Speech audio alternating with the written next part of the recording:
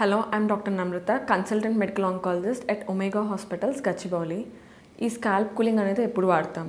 Cancer treatment mainly surgery, radiotherapy and chemotherapy. ఈ chemotherapy అప్పుడు మనం మెయిన్గా పేషెంట్స్కి కనిపించేది, బయట వాళ్ళకి తెలిసేది హెయిర్ లాస్. సో చాలామంది హెయిర్ లాస్ అనే దానికే ఎక్కువ భయపడుతూ ఉంటారు, వేరే సైడ్ ఎఫెక్ట్స్ కన్నా కూడా. సో ఈ హెయిర్ లాస్ని తగ్గించుకుందాం అనుకున్న వాళ్ళు స్కాల్ప్ కూలింగ్ థెరపీకి ఆప్ట్ అవ్వచ్చు. సో అన్ని కీమోథెరపీ ద్వారా మనకి హెయిర్ లాస్ అవుతుందా? మెయిన్గా ఆంథ్రాసైక్లిన్స్ అండ్ టాక్సిన్స్ అనే కీమోథెరపీ ద్వారా మనకి హెయిర్ లాస్ అనేది చూస్తాం. ఈ కీమోథెరపీ తీసుకునే వాళ్ళు స్కాల్ప్ కూలింగ్ థెరపీ కూడా యూజ్ చేస్తే హెయిర్ లాస్ అనేది బాగా తగ్గించుకోవచ్చు.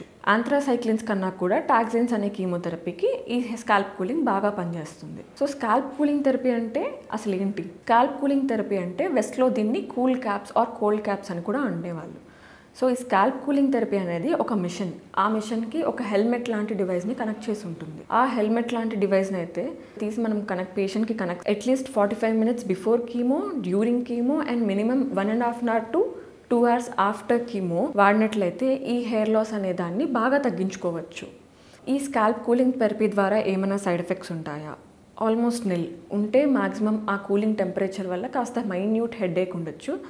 దాన్ని కూడా మనం టాబ్లెట్ తీసుకుంటే సరిపోతుంది. సో ఎవరెవరు వాడచ్చు? ఏ పేషెంట్స్ అయినా ఆంథ్రాసైక్లిన్స్ అండ్ టాక్సిన్స్ కీమోథెరపీ వాళ్ళ తీసుకుంటున్నారో వాళ్ళ ఆంకాలజిస్ట్ని కన్సల్ట్ అయ్యి స్కాల్ప్ కూలింగ్ గురించి అడిగి తెలుసుకొని వాళ్ళు వాడచ్చు. సో ఎన్ని సెషన్స్ తీసుకోవాలి? కీమో తీసుకున్న ప్రతిసారి మనం స్కాల్ప్ కూలింగ్ థెరపీని యూజ్ చేసుకోవాలి. అప్పుడే మనకి బెనిఫిట్ ఉంటుంది. దాని మెకానిజం ఏంటి?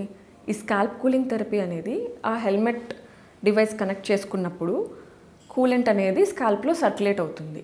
ఆ టైంలో మన కీమోథెరపీ డ్రగ్ స్కాల్ప్కి వెళ్ళేది శాతం బాగా తక్కువ ఉంటుంది. ఎందుకంటే ఆ కూలెంట్ వల్ల ఈ బ్లడ్ వెజల్స్ అనేవి, స్కాల్ప్లోని బ్లడ్ వెజల్స్ అనేవి బాగా కన్స్ట్రిక్ట్ అవుతాయి. దానివల్ల స్కాల్ప్కి వెళ్ళే కీమోథెరపీ డోస్ కూడా తక్కువ ఉంటుంది. దానివల్ల మనం హెయిర్ లాస్ని ప్రివెంట్ చేసుకోవచ్చు. Thank you.